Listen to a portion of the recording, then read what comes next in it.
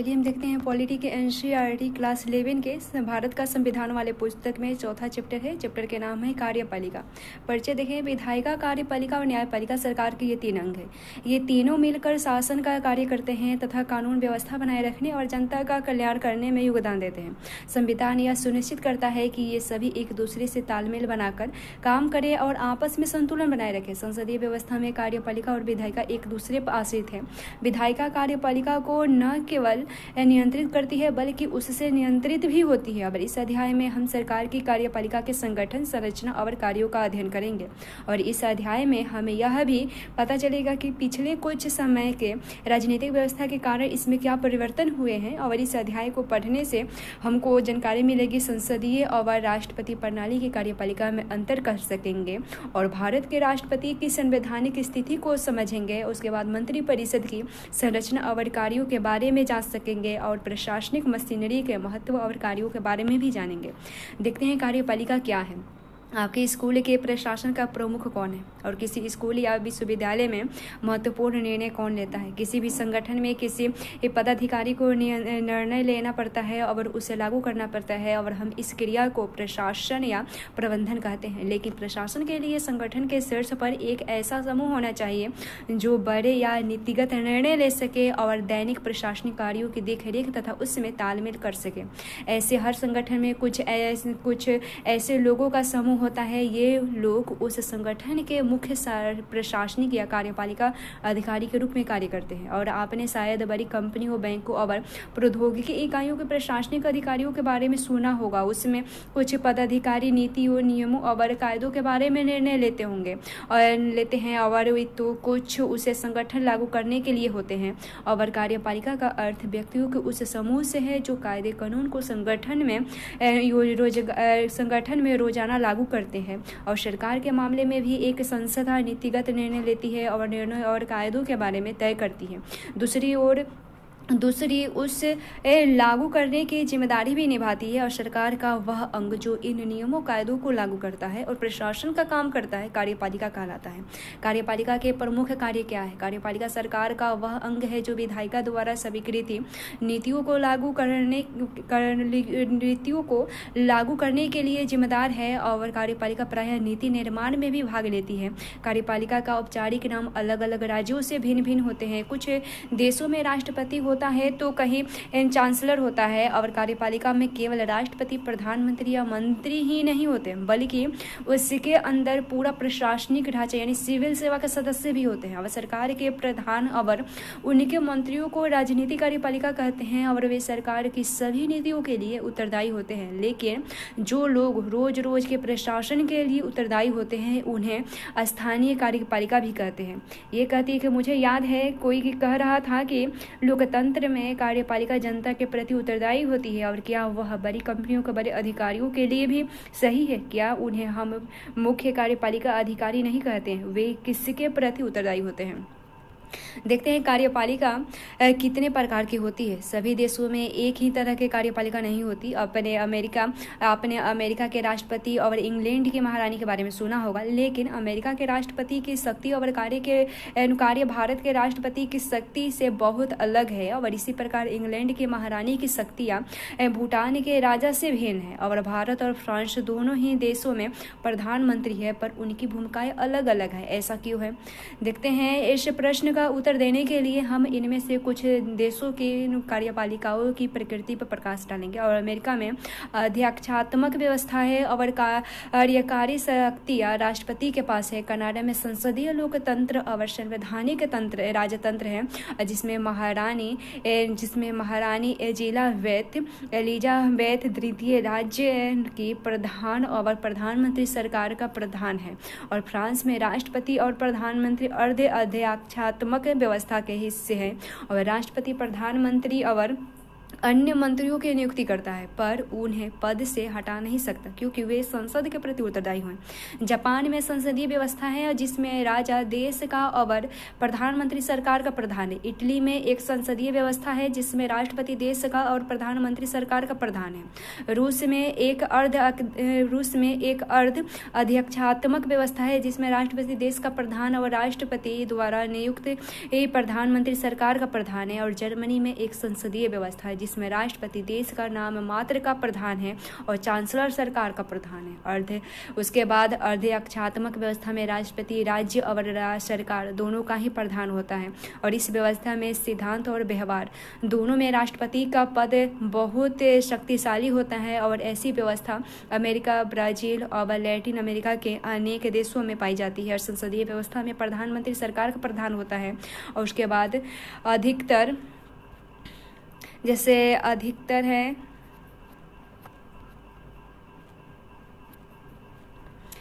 संसदीय व्यवस्था में एक राष्ट्रपति या राजा होता है और जो देश का औपचारिक या नाममात्र का प्रधान होता है। और इस व्यवस्था में राष्ट्रपति या राज्य की भूमिका मुख्य अलंकारिक होती है और प्रधानमंत्री तथा मंत्री मंडल के पास वास्तविक शक्तियाँ होती है। जर्मनी, इटली, जापान, इंग्लैंड और पुर्तगाल आदि देशों में यह व्यवस्था है। अर्धअध्यक्षात्मक व्यवस्था में राष्ट्रपति और प्रधानमंत्री दोनों होते हैं, लेकिन संसदीय व्यवस्था में विपरीत उसमें राष्ट्रपति को दैनिक के संपादन में महत्वपूर्ण शक्तियां प्राप्त होती है। और इस व्यवस्था में कभी कभी राष्ट्रपति और प्रधानमंत्री दोनों ही एक दल के हो सकते हैं, लेकिन जब कभी वे दोनों अलग अलग दलों के होते हैं तो उनमें आपस में विरोध हो सकता है। फ्रांस, रूस और श्रीलंका में ऐसी ही व्यवस्था है। उसके बाद ये देखें कार्यपालिका के प्रकार देखें। कार्यपालिका के कौन कौन सी प्रकार है तो सामूहिक नैतिक के सिद्धांत पर आधारित प्रणालियां देखें तो इसमें संसदीय और अध्यक्षात्मक है। संसदीय में सरकार के प्रमुख को आमतौर पर प्रधानमंत्री कहते हैं और वह विधायिका के बहुमत वाले दल का नेता होता है और विधायिका के प्रति जवाबदेह होता है और देश का प्रमुख इनमें से कोई भी हो सकता है। राजा संवैधानिक राजतंत्र और राष्ट्रपति संसदीय गणतंत्र दोनों मिलाकर औपचारिक शासन प्रमुख होते हैं। और उसके बाद अर्ध अध्यक्षात्मक प्रणाली में देखें तो राष्ट्रपति देश का प्रमुख होता है और प्रधानमंत्री सरकार का प्रमुख होता है। प्रधानमंत्री और उसका मंत्रिपरिषद विधायिका के प्रति जवाबदेह होते हैं। उसके बाद देखें एक व्यक्ति के नेतृत्व के सिद्धांत पर आधारित प्रणाली देखें। अध्यक्षात्मक देखें राष्ट्रपति देश का प्रमुख होता है और वहीं सरकार का भी प्रमुख होता है। राष्ट्रपति का चुनाव आमतौर पर प्रत्यक्ष मतदान से होता है और वह विधायिका के प्रति जवाबदेह नहीं होता है। उसके बाद श्रीलंका की अर्ध अध्यक्षात्मक कार्यपालिका के बारे में देखें। 1978 में श्रीलंका के संविधान का संशोधन करके उसके बाद संशोधन करके अध्यक्षात्मक कार्यपालिका लागू की गई और इस प्रणाली में जनता प्रत्यक्ष रूप से राष्ट्रपति को चुनती है। और वह संभव है कि राष्ट्रपति और प्रधानमंत्री एक ही दल या अलग अलग दोनों के हो सकते हैं। और उसके बाद संविधान राष्ट्रपति को व्यापक शक्तियाँ देता है। राष्ट्रपति संसद में बहुमत वाले दल के सदस्यों में से प्रधानमंत्री चुनता है और यद्यपि मंत्रियों के लिए संसद का सदस्य होना अनिवार्य है, लेकिन राष्ट्रपति प्रधानमंत्री और दूसरे मंत्रियों को हटा सकता है। राज्य का निर्वाचित प्रधान और सशस्त्र सेनाओं का प्रधान सेनापति होने के अतिरिक्त राष्ट्रपति सरकार का भी प्रधान होता है। राष्ट्रपति 6 वर्ष के लिए चुना जाता है और उसे संसद की कुल सदस्य संख्या के 2/3 बहुमत से पारित प्रस्ताव के द्वारा ही हटाया जा सकता है यदि वह प्रस्ताव संसद के कम से कम आधे सदस्यों द्वारा पास किया जाए और संसद का अध्यक्ष भी संतुलन हो कि आरोपों में दम है तो संसद का अध्यक्ष उसे सर्वोच्च न्यायालय में भेज सकता है। श्रीलंका के राष्ट्रपति और प्रधानमंत्री की स्थिति भारत से कैसे भिन्न है इसे पता लगाइए और भारत और श्रीलंका के राष्ट्रपति के महाभियोग में सर्वोच्च न्यायालय की भूमिका की तुलना भी करिए। उसके बाद देखते हैं भारत में संसदीय कार्यपालिका देखें तो जब भारत का संविधान लिखा जा रहा था तब भारत को 1919 और 1935 के अधिनियम के अंतर्गत संसदीय व्यवस्था के संचालन का कुछ अनुभव हो चुका था और इस अनुभव में हमें दिखाया गया कि संसदीय व्यवस्था के अंतर्गत कार्यपालिका को जनप्रतिनिधियों के द्वारा प्रभावपूर्ण तरीके से नियंत्रित किया जा सकता है और भारतीय संविधान के निर्माता एक ऐसी सरकार सुनिश्चित करना चाहते थे जो जनता की अपेक्षाओं के प्रति संवेदनशील और उत्तरदायी हो। संसदीय कार्यपालिका की जगह दूसरा विकल्प अध्यक्षात्मक सरकार का था, और लेकिन अध्यक्षात्मक कार्यपालिका मुख्य कार्यकारी के रूप में राष्ट्रपति पर बहुत बल देती है और उससे सभी शक्तियों का स्रोत मानती है। उसके बाद अध्यक्षात्मक कार्यपालिका में व्यक्ति पूजा का खतरा बना रहता है। संविधान निर्माता एक ऐसी सरकार चाहते थे जिसमें एक शक्तिशाली कार्यपालिका हो, लेकिन साथ साथ उसमें व्यक्ति पूजा पर पर्याप्त अंकुश लगे रहे। संसदीय व्यवस्था में ऐसी अनेक प्रक्रियाएं हैं जो यह सुनिश्चित करती है कि कार्यपालिका विधायिका या जनता के प्रतिनिधियों के प्रति उत्तरदायी होगी और उसमें नियंत्रित भी है। और इसलिए संविधान में राष्ट्रपति और प्रांतीय दोनों ही स्तरों पर संसदीय कार्यपालिका की व्यवस्था को स्वीकार किया गया। और इस व्यवस्था के अंतर्गत राष्ट्रपति भारत में राज्य का औपचारिक प्रधान होता है और प्रधानमंत्री और मंत्रिपरिषद राष्ट्रीय स्तर पर सरकार चलाते हैं। और राज्य के स्तर पर राज्यपाल, प्रधानमंत्री, मुख्यमंत्री, राज्यपाल, मुख्यमंत्री और मंत्रिपरिषद मिलकर कार्यपालिका बनाते हैं। ये कहते हैं कि क्या हमारे देश में बहुत मजबूत प्रधानमंत्री नहीं हुए? क्या इससे का मतलब यह है कि संसदीय व्यवस्था में भी किसी एक व्यक्ति की प्रधानता जारी रह सकती है? तब तो वह जनता और विधायिका को लगातार सचेत रहने की जरूरत है। भारत के संविधान में औपचारिक रूप से संघ की कार्यपालिका शक्तिशाली राष्ट्रपति को दे दी गई है, और पर वास्तव में प्रधानमंत्री के नेतृत्व में बनी मंत्रिपरिषद के माध्यम से राष्ट्रपति इन शक्तियों का प्रयोग करता है। और राष्ट्रपति 5 वर्ष के लिए चुना जाता है और राष्ट्रपति पद के लिए सीधे जनता के द्वारा निर्वाचन नहीं होता है, और राष्ट्रपति का निर्वाचन अप्रत्यक्ष तरीके से होता है। इसका अर्थ यह है कि राष्ट्रपति का निर्वाचन आम नागरिक नहीं बल्कि निर्वाचित विधायक और संसद करते हैं। यह निर्वाचन अनुपातिक प्रतिनिधित्व प्रणाली और एक संक्रमणीय मत के सिद्धांत के अनुसार होता है। केवल संसद ही राष्ट्रपति को महाभियोग की प्रक्रिया के द्वारा उसके पद से हटा सकती है। और पिछले अध्याय में हमने पढ़ा कि इस प्रक्रिया के लिए संसद में विशेष बहुमत की जरूरत पड़ती है। महाभियोग केवल संविधान के उल्लंघन के आधार पर ही लाया जा सकता है, जैसे आर्टिकल 74 के 1 में है। राष्ट्रपति को सहायता और सलाह देने के लिए एक मंत्रिपरिषद होगी जिसका प्रधानमंत्री होगा। राष्ट्रपति अपने कृत्यों का प्रयोग करने में ऐसी सलाह के अनुसार कार्य करेगा, परंतु राष्ट्रपति मंत्रिपरिषद में ऐसे सलाह पर पुनर्विचार करने को कह सकता है, और राष्ट्रपति ऐसे पुनर्विचार के पश्चात दी गई सलाह के अनुसार ही कार्य करेगा। इस कथन में जिस शब्द का प्रयोग किया गया है, क्या आप उसका अर्थ जानते हैं? उसका अर्थ यह है कि राष्ट्रपति मंत्रिपरिषद के सलाह मानने को बाध्य है, और राष्ट्रपति की शक्ति पर उठे विवाद के कारण संविधान का संशोधन करके यह स्पष्ट कर दिया गया कि राष्ट्रपति मंत्रिपरिषद की सलाह मानने को बाध्य है। बाद में एक और संशोधन के द्वारा यह निर्णय किया गया कि राष्ट्रपति मंत्रिपरिषद को अपनी सलाह पर एक बार पुनर्विचार करने के लिए कह सकता है, लेकिन उसे मंत्रिपरिषद के द्वारा पुनर्विचार के बाद दी गई सलाह को मानना ही पड़ेगा। उसके बाद देखिए राष्ट्रपति की शक्ति और स्थिति के बारे में। देखिए आप पहले ही पढ़ चुके हैं कि राष्ट्रपति सरकार का औपचारिक प्रधान है, और उसे औपचारिक रूप से बहुत सी कार्यकारी, विधायी, कानूनी और आपात शक्ति प्राप्त है। और संसदीय व्यवस्था में राष्ट्रपति वास्तव में इन शक्तियों का प्रयोग मंत्रिपरिषद की सलाह पर ही करता है। प्रधानमंत्री और मंत्रिपरिषद को लोकसभा में बहुमत प्राप्त होता है और वे ही वास्तविक कार्यकारी है, और अधिकतर मामले में राष्ट्रपति को मंत्रिपरिषद की सलाह माननी पड़ेगी।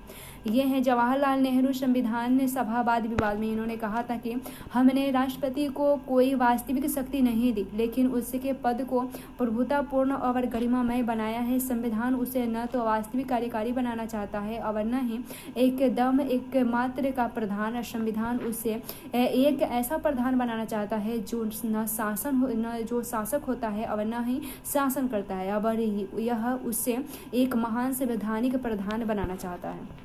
राष्ट्रपति के विशेष अधिकार देखिए। उसके पहले ये कहते हैं कि मैं यहाँ कहने भर का बैठा दिया हूँ कि मैं सचमुच सवाल भी पूछ रहा हूँ। क्या इस पुस्तक में लिखने में मुझे अपने मन चाहे सवाल पूछने की शक्ति दी गई है, या मैं वही सवाल पूछ रहा हूँ जो उसमें मन में जो जो उनके मन में बैठे रहे हैं, ये बच्चा कहता है। उसके बाद देखते हैं राष्ट्रपति के विशेषाधिकार के बारे में देखें तो इस बातों की चर्चा के बाद क्या हम यह निष्कर्ष निकाल सकते हैं कि किसी भी परिस्थिति में राष्ट्रपति को कोई विशेषाधिकार प्राप्त नहीं है। यह एक गलत मूल्यांकन होगा, क्योंकि संवैधानिक रूप से राष्ट्रपति को सभी महत्वपूर्ण मुद्दे और मंत्रिपरिषद की कार्यवाही के बारे में चुनना प्राप्त करने का अधिकार है और प्रधानमंत्री का यह कर्तव्य है कि वह राष्ट्रपति द्वारा मांग की गई सभी सूचनाएं उसे दे।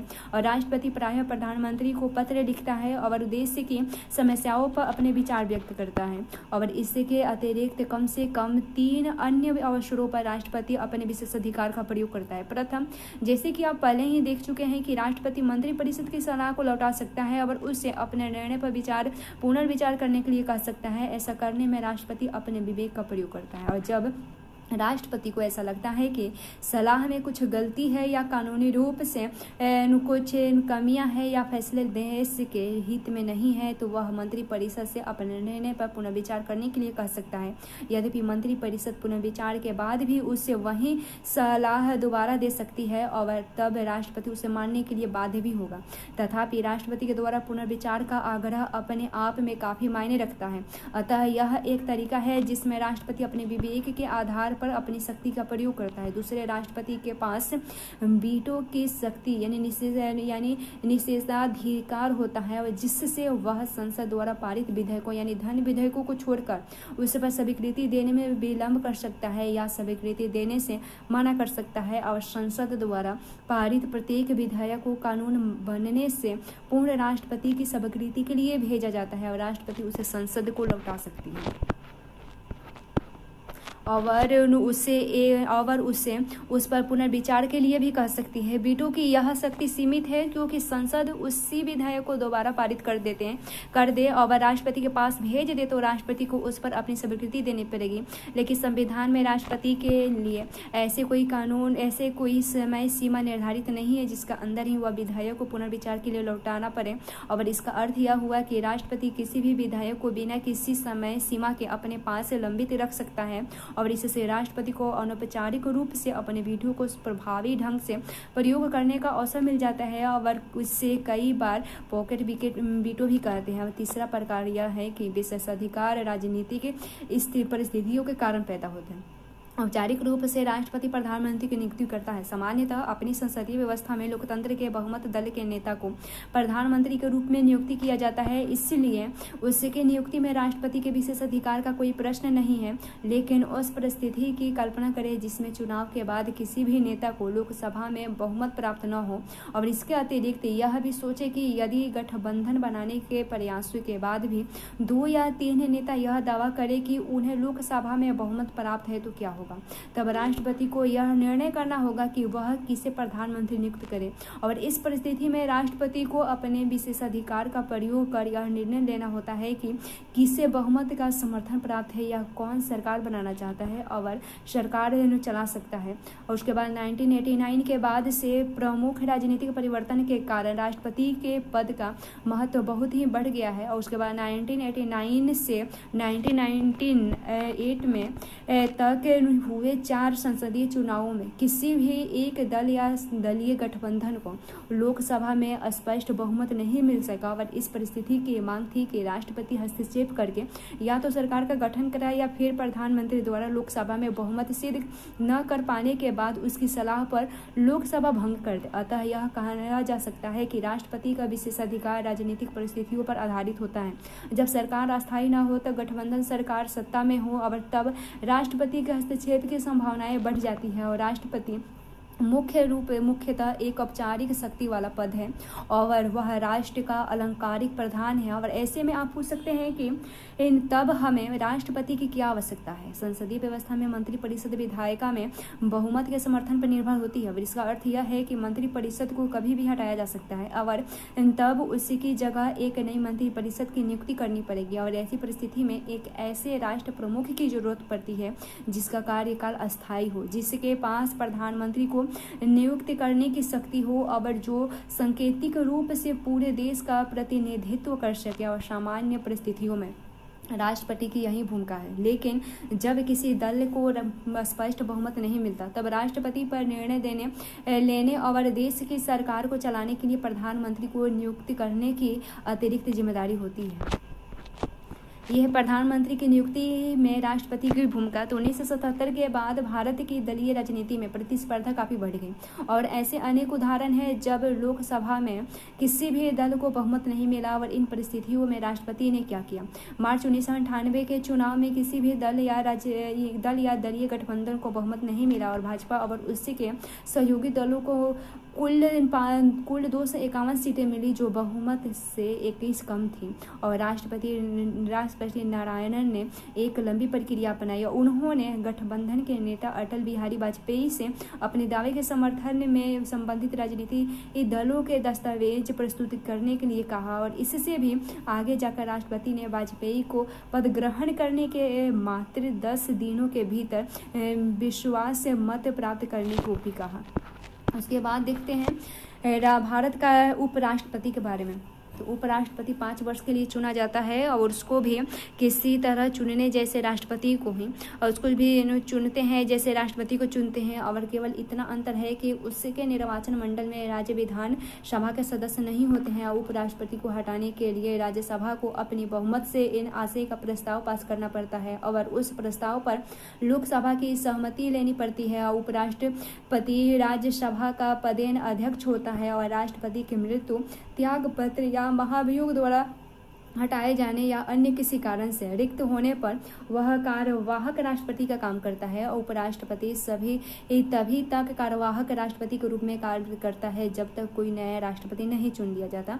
उसके बाद फखरुद्दीन अली अहमद की मृत्यु के बाद बेडिजती तब तक कार्यवाहक राष्ट्रपति के रूप में काम करते रहे जब तक नए राष्ट्रपति का चुनाव नहीं किया गया। उसके बाद देखते हैं प्रधानमंत्री के मंत्रिपरिषद के बारे में। देखें तो भारत के प्रधानमंत्री का पद उल्लेख किए बिना भारतीय सरकार या राजनीति की कोई चर्चा नहीं हो सकती। क्या आप सोच सकते हैं कि ऐसा क्यों? इस अध्याय में आप पहले पढ़ चुके हैं कि राष्ट्रपति केवल मंत्रिपरिषद की सलाह पर ही अपनी शक्तियों का प्रयोग करता है। प्रधानमंत्री इस मंत्रिपरिषद का प्रधान है और अतः मंत्रिपरिषद के प्रधान के रूप में राष्ट्रपति अपने देश की सरकार का सबसे महत्वपूर्ण पदाधिकार होता है। और संसदीय शासन में यह जरूरी है कि प्रधानमंत्री को लोकसभा में बहुमत प्राप्त हो और बहुमत का यह समर्थन भी प्रधानमंत्री को बहुत शक्तिशाली बना देता है। जैसे कि प्रधानमंत्री बहुमत का समर्थन खो देता है, वह उसका पद भी खो देता है। और स्वतंत्रता के बाद कई वर्षों तक कांग्रेस पार्टी का लोकसभा में बहुमत बना रहा और जिससे उसी का नेता प्रधानमंत्री बनता रहा। और उसके बाद 1989 से अनेक ऐसे अवसर आए जब लोकसभा में किसी भी दल को बहुमत नहीं मिला।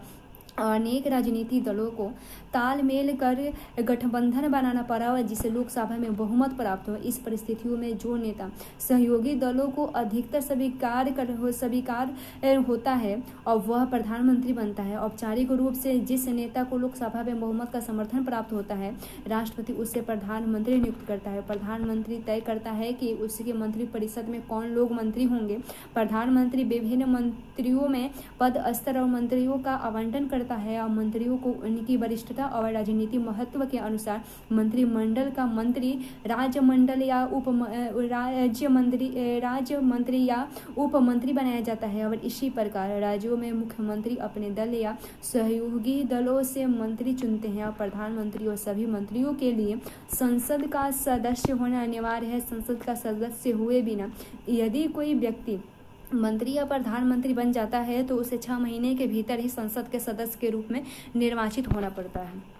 और विधायिका वाले अध्याय में आप विस्तार से उन तरीकों के बारे में पढ़ेंगे जिनमें संसद कार्यपालिका को नियंत्रित करती है। लेकिन हमें यह याद रखना चाहिए कि संसदीय शासन की सबसे बड़ी विशेषता यह है कि कार्यपालिका सतत रूप से विधायिका के नियंत्रण और देखरेख में रहती है। मंत्रिपरिषद लोकसभा के सभी सामूहिक रूप से उत्तरदायी है और इस प्रावधान का अर्थ है कि जो सरकार लोकसभा में विश्वास खो देती है उसे त्यागपत्र देना पड़ता है।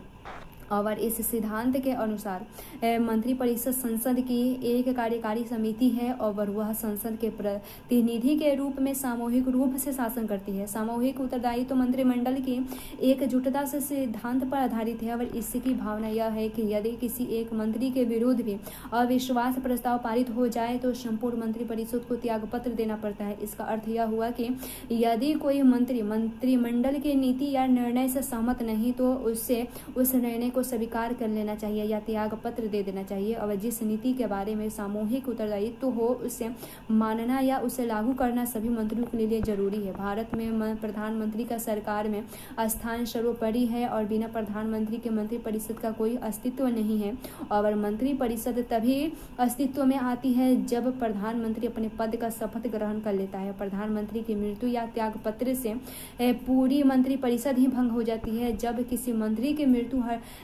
किसी मंत्री को मृत्यु या हटाए जाने या त्यागपत्र के कारण मंत्रिपरिषद में केवल एक स्थान खाली होता है तब प्रधानमंत्री एक तरफ मंत्रिपरिषद तथा दूसरे और राष्ट्रपति और संसद के बीच एक सेतु का काम करता है। और इसी भूमिका के कारण पंडित नेहरू ने प्रधानमंत्री को सरकार की केंद्रीय धुरी की संज्ञा दी है।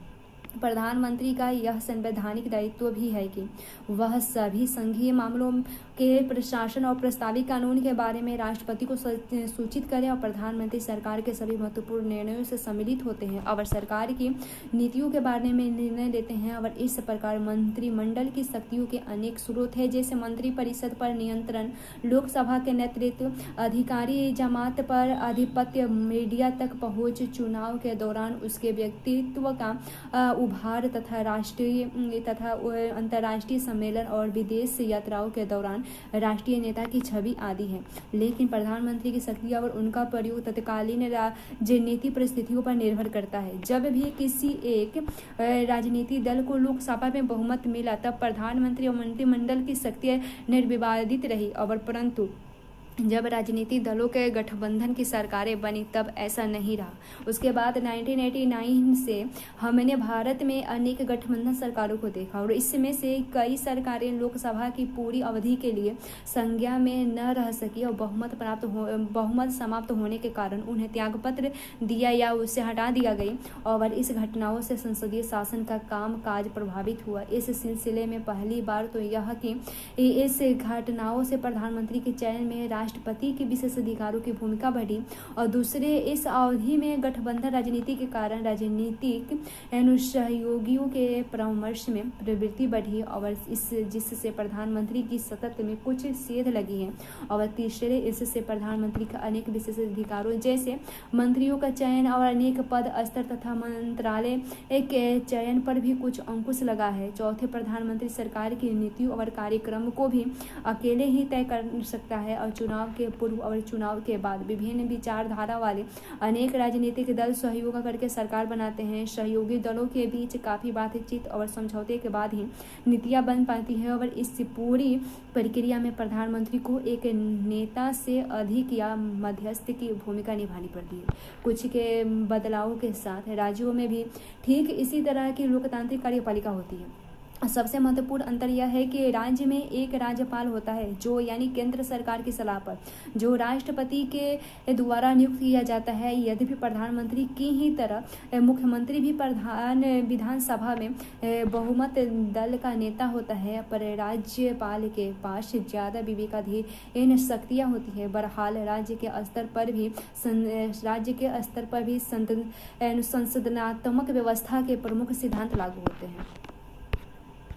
उसके बाद ये है संविधान सभा में अनेक सदस्यों का विचार था कि ये कहते हैं बेगम एजाज रसूल कहते हैं संविधान सभा में अनेक सदस्यों का विचार था कि मंत्रियों का चयन विधायिका को करना चाहिए न कि प्रधानमंत्री या मुख्यमंत्री को। मेरे दृष्टि से प्रांतों के लिए वह स्विच प्रणाली सर्वोत्तम व्यवस्था है जिसमें विधायिका कार्यपालिका को एक निश्चित समय के लिए चुनती है और एकल संक्रमणीय मत प्रणाली वह सर्वोत्तम व्यवस्था है जो कार्यपालिका की नियुक्ति के लिए प्रयोग की जा सकती है, क्योंकि उसमें सभी हितों का प्रतिनिधित्व होगा और विधायिका का कोई भी दल यह महसूस न कर सकेगा कि उसका प्रतिनिधित्व नहीं है। उसके बाद ये है मंत्री परिषद का आकार। देखें, संविधान के 91 संविधान संशोधन अधिनियम 2003 के पहले मंत्री परिषद का आकार समय की मांग और परिस्थितियों के अनुरूप तय किया गया था, लेकिन ऐसे में मंत्री परिषद का आकार बहुत बड़ा हो जाता था और इसके अतिरिक्त जब किसी दल को स्पष्ट बहुमत नहीं मिलता था तब वह संसद के अन्य सदस्यों को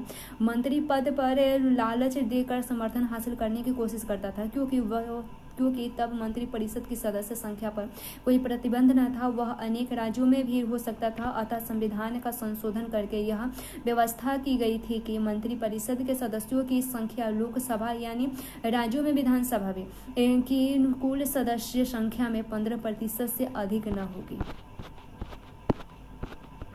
उसके बाद देखें अस्थायी कार्यपालिका यानी नौकरशाही के बारे में देखें, जिसकी हम तैयारी कर रहे हैं।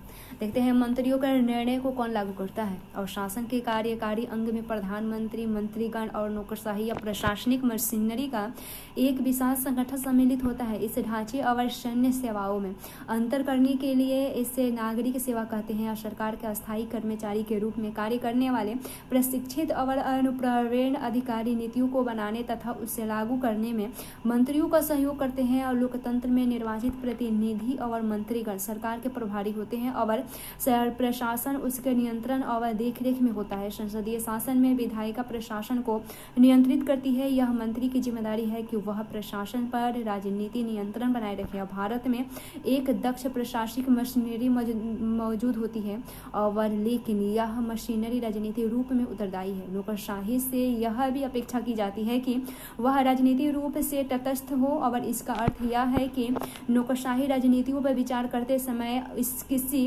राजनीतिक दृष्टिकोण का समर्थन नहीं करेंगे। प्रजातंत्र में यह संभव है कि कोई पार्टी चुनाव में हार जाए और एक नई सरकार पिछली सरकार की नीतियों की जगह नई नीतियां अपनाना चाहे। ऐसी स्थिति में प्रशासनिक मशीनरी की जिम्मेदारी है कि वह नई सरकार को अपनी नीति बनाने और उसे लागू करने में मदद करे। आज भारतीय नौकरशाही का स्वरूप बहुत जटिल हो गया है और इसमें अखिल भारतीय सेवाएं, प्रांतीय सेवाएं, स्थानीय सरकार के कर्मचारी और लोक उपक्रमों के तकनीकी तथा प्रबंधकीय अधिकारी सम्मिलित है। और हमारे संविधान निर्माता गैर राजनीति और व्यावसायिक रूप से दक्ष प्रशासनिक मशीनरी के महत्व को जानते थे और वे सिविल सेवा या नौकरशाही के सदस्यों को बिना किसी भेदभाव के योग्यता के आधार पर चयनित करना चाहते थे। अतः भारत सरकार के लिए सिविल सेवा के सदस्यों की भर्ती की प्रक्रिया का कार्य संघ लोक सेवा आयोग को सौंपा गया और ऐसे ही लोक सेवा आयोग राज्यों में भी बनाए गए और लोक सेवा आयोग के सदस्यों को एक निश्चित कार्यकाल के लिए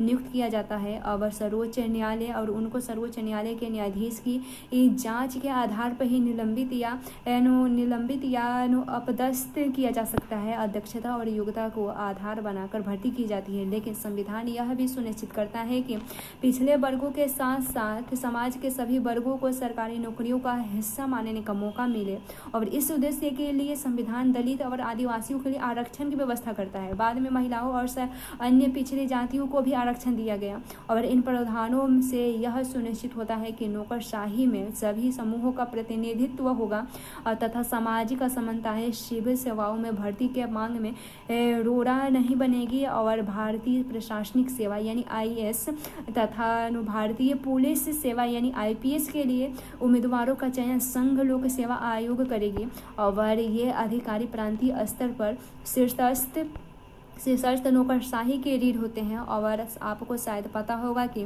एक जिले का जिला अधिकारी यानी कलेक्टर उस जिले में सरकार का सबसे महत्वपूर्ण अधिकारी होता है। क्या आप जानते हैं कि जिला अधिकारी सामान्यतः आईएएस स्तर का अधिकारी होता है और वह केंद्र सरकार द्वारा बनाई गई सेवा शर्तों से नियंत्रित होता है और एक आईएएस अथवा एक आईपीएस अधिकारी किसी एक राज्य के संबंध कर दिया जाता है और जहां वह राज्य सरकार की देख रेख में काम करता है। लेकिन आईएएस और आईपीएस अधिकारी केंद्र सरकार द्वारा नियुक्त होते हैं और वे केंद्र सरकार की सेवा में वापस जा सकते हैं। सबसे महत्वपूर्ण बात यह है कि केवल केंद्रीय सरकार ही उनके विरुद्ध अनुशासनात्मक कार्रवाई कर सकती है। इसका अर्थ यह हुआ कि राज्यों के प्रमुख प्रशासनिक अधिकारी केंद्रीय सरकार की देखरेख और नियंत्रण में रहते हैं और लोक सेवा संघ आयोग द्वारा नियुक्त आईएएस और आईपीएस अधिकारियों के अतिरिक्त राज्य के प्रशासन के राज्य लोक सेवा सेवा आयोग द्वारा नियुक्ति अधिकारियों का भी योगदान होता है। और जैसे कि हम आगे संघवाद वाले अध्याय में पढ़ेंगे कि नौकरशाहियों की यह विशेषता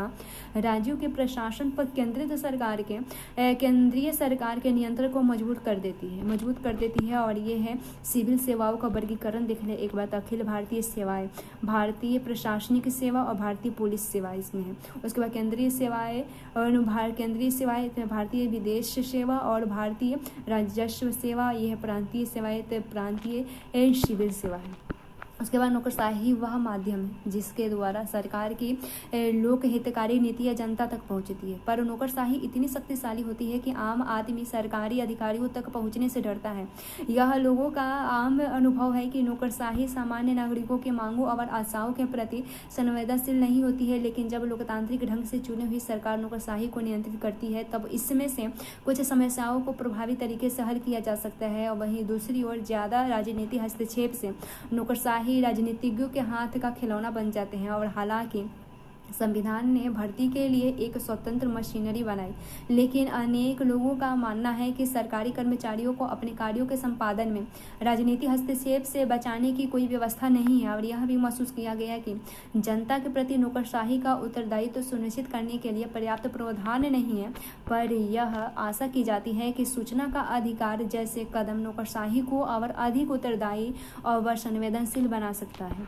देखते हैं निष्कर्ष देखें तो आधुनिक कार्यपालिका सरकार का एक अत्यंत शक्तिशाली संस्था है और सभी प्रकार की सरकारों में सरकार के अन्य अंगों की अपेक्षा कार्यपालिका ज़्यादा शक्तिशाली है। और इससे कार्यपालिका पर लोकतांत्रिक नियंत्रण का आवश्यकता बढ़ जाती है। और हमारे संविधान निर्माता की यह दूरदृष्टि थी कि उन्होंने कार्यपालिका को विधायिका के नियमित नियंत्रण और देखरेख में रखा। और इस प्रकार एक संसदीय कार्यपालिका का चयन किया गया और समय समय पर होने वाले चुनाव व्यक्तियों के प्रयोग पर संवैधानिक अंकुश और लोकतांत्रिक राजनीति में यह सुनिश्चित किया गया कि भारत में कार्यपालिका अनुत्तरदायी न होगी।